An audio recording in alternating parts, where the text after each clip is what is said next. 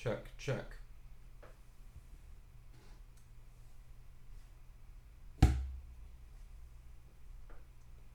All right, folks, I wanted to give you a quick demo on how you can use the touchpads on the Circuit Playground Express as inputs for your projects. So each of the touchpads around the edge that are pins can be used as an capacitive touch sensor input, except for the A0 pin. That's the analog output. So just A1, A2, A3, A4, A5, A6, A7, those ones. A capacitive touch circuit means that if you, a human, an animal, or anything conductive really touches that pad, you can use it almost like a button or a sensor to control some other element of your patch. So you can see here, I am turning the LEDs on and off by touching those pads. This is a fairly straightforward thing to do, so let's just dive into the code and take a look at how it works. The first thing I'm going to do is include the Adafruit Circuit Playground library. I've got two global variables here, a threshold and a debounce. The debounce is just a little delay to rule out, those multi presses you get like we did with the button. And the threshold is a way to convert the analog readings that we're going to get of capacitance into a digital, like, is it touched or not setting. And I'm going to talk more about that in a minute.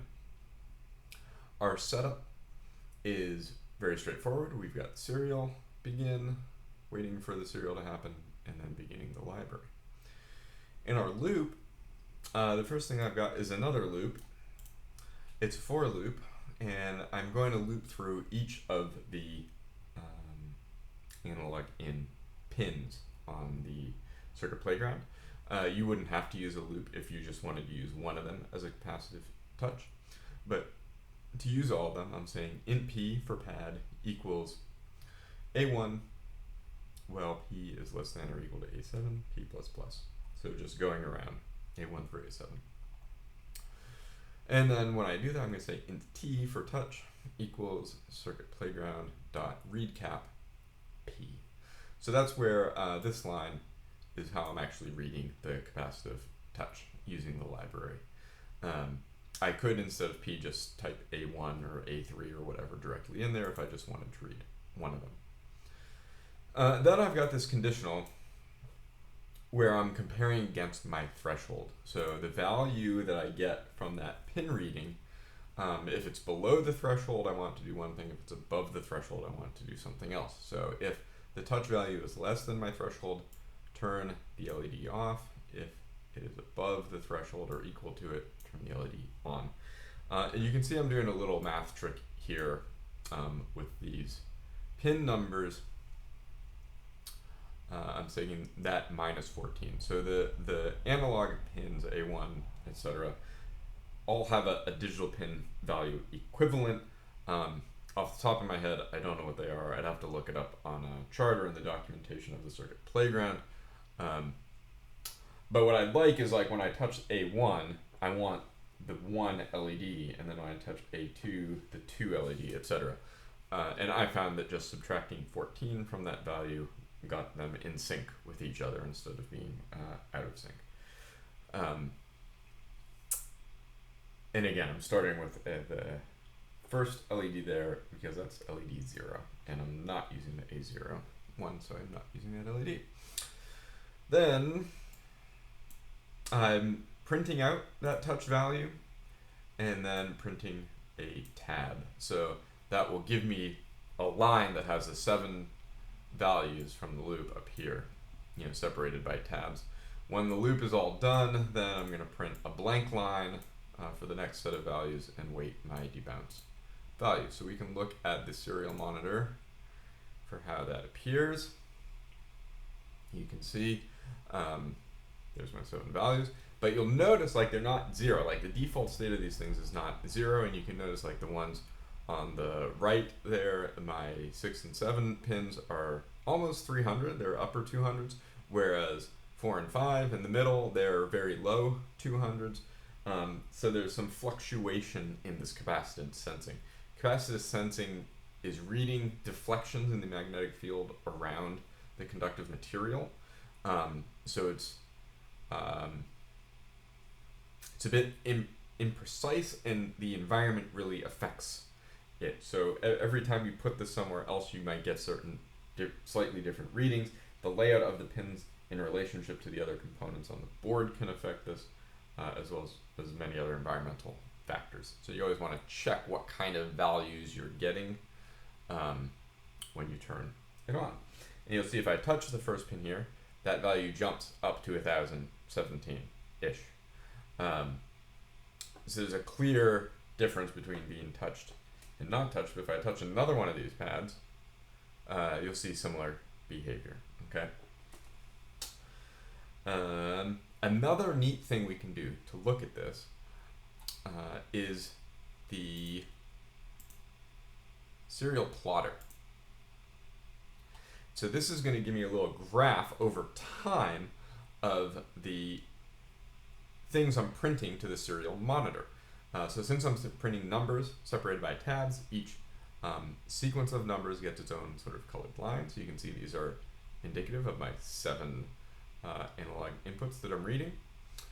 And the y-axis automatically scales to the range that they're seeing. So you can see we're going from 180 to about 300 here, and then over time on the x-axis. As soon as I touch one of these, it's going to rescale that y-axis based on the values it's receiving. And you can see that huge jump when I touch the pad and when I let go. And if I touch another one of these, you might see this behavior too, right? Where it does a little up and down action or a little wiggle as it's settling in on a value. And again, this depends on, the conductance of the material you're touching the pad with, a number of other things. So what you're looking for then for your threshold is like, what's a value that's not going to hit these spikes, right? So if I look at this 600 line here, well, nothing seems to go below that, and if I'm above 300, that's pretty good. So that's why I chose 400 for my threshold. So I'm looking in this area here for my threshold value. Other things I can do, I can extend these pads, right? I don't have to actually touch the Circuit Playground Express. I'm going to clip one of my alligator clips right on there. And now I've got this connected up, but you'll see that automatically kind of recalibrates the default state of that pin. There's so much more copper conductive material connected to it now that its default state is higher, right? If I touch the pin, it'll still spike up to that 1000 mark, but you can see it's much more wiggly now in terms of values. And if I let go, it drops back down. So again, this is where I've got to find that threshold value in this space that'll be above here but less than here. So now I have to be like more precise in trying to figure out what a good value is. And you can see sometimes this LED's blinking because like there it dipped below. So it takes some tuning to figure out the best values. Now you'll also notice if I touch like the rubber sleeve on the alligator clip, I can detect that this goes up. It doesn't go way up, right? It's not like a definitive touch, but it's certainly more than that default value. And if I let go, it goes back down. So that's because even though there's rubber separating my finger from the clip, the fluctuations in that field can still be affected, right? Because the field isn't strictly on the material, it's like above it a little bit and around it. So that could be a good thing or a bad thing, right? Like you might be able to use that in your design as like a different kind of touch value. But if you really didn't want this whole wire to be sensitive to touch, you'd want to use shielded wire. So if you use shielded wire, it's got a core wire that you would make your connections to or your solders to, and then it's wrapped in a very fine wire, and that helps block electromagnetic interference on the inner wire. This is very common in speaker wire, right? Most speaker and audio application wires are shielded to avoid noise getting put into the sound system. But otherwise, that's it. I wanted to show you this serial plotter tool and how you can use the touch pads to as a capacitive sensor, and hopefully this will be helpful to you in your projects.